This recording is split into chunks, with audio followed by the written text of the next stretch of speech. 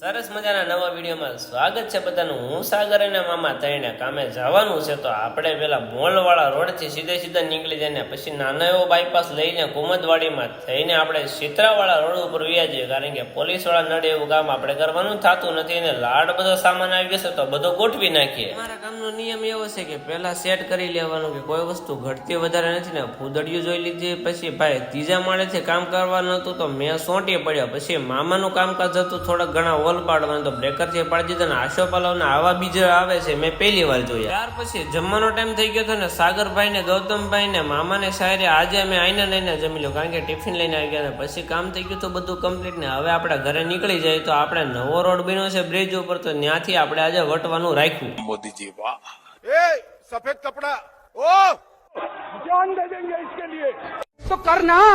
परेशान हो गए हम लोग 2.5 साल से, ये भी परेशान हो गए, हम भी परेशान हो गए, करो फिर हम्बा हम्बा रंबा रंबा कंबा कंबा।